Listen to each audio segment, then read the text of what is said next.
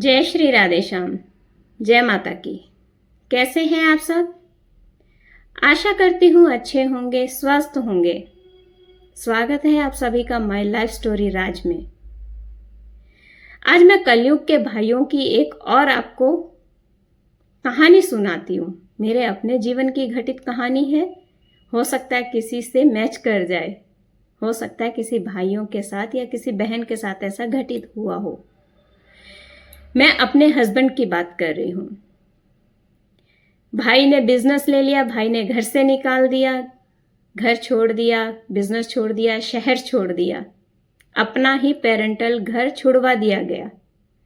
माता पिता जीवित थे, पर बुढ़ापे की कुछ मजबूरियां होती हैं माता पिता की, जो माता पिता को कमजोर बना देती हैं, एक डर पैदा कर देती हैं कि बच्चे बड़े हो गए हैं। माता पिता ऐसे संस्कार नहीं भी दे तब भी जब बच्चे बड़े हो जाते हैं उनके मन में कैसा लालच उत्पन्न हो जाता है, इसी की एक छोटी सी कहानी है ये। घर छोड़ दिया, शहर छोड़ दिया, बिजनेस छोड़ दिया, माँ बाप वृद्ध थे, माँ बीमार रहने लगी। मेरे हस्बैंड अपनी बीमार माँ को मिलने के लिए जाया करते थे। वहीं दूसरे नंबर के जो ब्रदर इन लॉ थे मेरे, वो धक्के मारकर घर से निकाल दिया करते थे। फिर से हाथ उठाना, माता पिता की आंख में आंसू, चाहकर भी वो रोक नहीं पाते थे अपने बेटे को, चाहकर भी रोक नहीं पाते थे।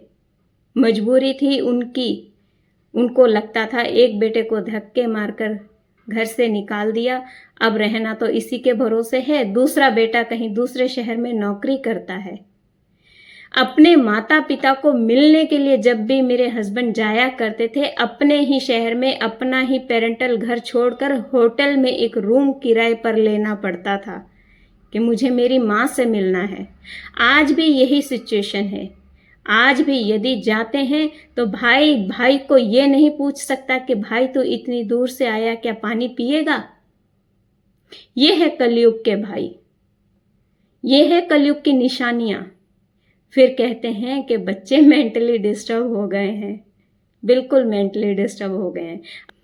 अब सच्चाई के साथ हर वो मेंटली डिस्टर्ब जो टॉर्चर किया गया था उसका हर किस्सा मैं आप सबसे साझा करूंगी। आप में से किसी भाइयों के साथ ऐसा हुआ हो तो बताना कि भाई अपने घर नहीं आने देता, भाई अपने शहर में कदम नहीं रखने देता। इस तरह हाथ उठाना शुरू कर देते हैं कि मानो मानव नहीं वो दानव हो। कब तक इंसान सहन करेगा? आज मैं इस वीडियो के माध्यम से उन तक एक मैसेज पहुंचा रही हूं। अब आपके बच्चे बड़े हैं, आपने अपने भाई के ऊपर 50 साल तक हाथ उठाया, एक बार जरा आप अपने बेटे को हाथ लगा कर दिखाइए। आपने उसको जन्म दिया है, एक बार आप अपने बेटे पर हाथ उठाकर दिखाइए। भाई ने सहन किया, भाई ने बड़े भाई की मर्यादा का ख्याल रखा, घर से बाहर कभी इस बात को जाने तक नहीं दिया। अब मजबूरन मैं वीडियो डालती हूं तो क्यों ना बनूं मैं मेंटली डिस्टर्ब। बिल्कुल मैं मेंटली डिस्टर्ब हूं। इस कहानी को अब मैं जनता तक पहुंचाऊंगी और हर उस भाई से निवेदन करती हूं कि यदि आपके घर में भी ऐसा भाई है तो अपने अधिकारों की बात कीजिए।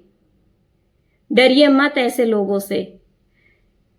देखिए, कुछ लोगों की आदत होती है, हम डरते हैं अपनी इज्जत से, अपने मान सम्मान से, और कुछ लोग ये सोच बैठते हैं कि हमसे डरते हैं। किसी पर हाथ उठा देना ये बड़े विचारों की बात नहीं है।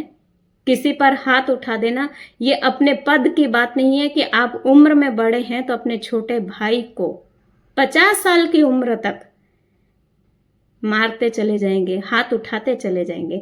अब मैं उनसे निवेदन करती हूं, भाई साहब आपसे हाथ जोड़कर निवेदन है, आपके अपने बेटे पर हाथ उठाइए।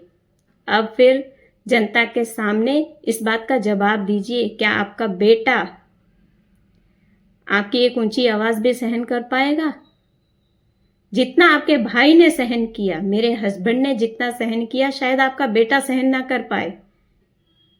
मेरे अपने ही जीवन की घटनाएं मैं आप सबके साथ साझा करती रहूंगी। आप सब तक पहुंचाती रहूंगी। यदि कोई मुझे झूठा साबित कर सकता है तो बिल्कुल आपका स्वागत है। आप आइए, मुझे झूठ साबित करके दिखाइए, वरना मैं ऐसे सबूत सामने रख दूंगी कि आपको जवाब देने के लिए कुछ नहीं मिलेगा। अपने बेटे पर हाथ उठाइए एक बार। इस वीडियो के माध्यम से मैं निवेदन कर रही हूँ, अपने पुत्र पर हाथ उठाइए। आपकी पुत्रवधू आ रही है, आपकी पुत्रवधू के सामने अपने बेटे पर हाथ उठाइए। मैंने 28 साल तक अपने पति को उनके भाई से मार खाते हुए देखा है। 28 साल तक मैंने अपने पति को अपने भाई से पिटते हुए देखा है। ये थी बड़प्पन की निशानियां। ये हैं कलयुग के भाई, ये हैं कलयुग के भाई। अगला हादसा अगली वीडियो में साझा करूंगी। तब तक जय श्री राधे श्याम, जय माता की।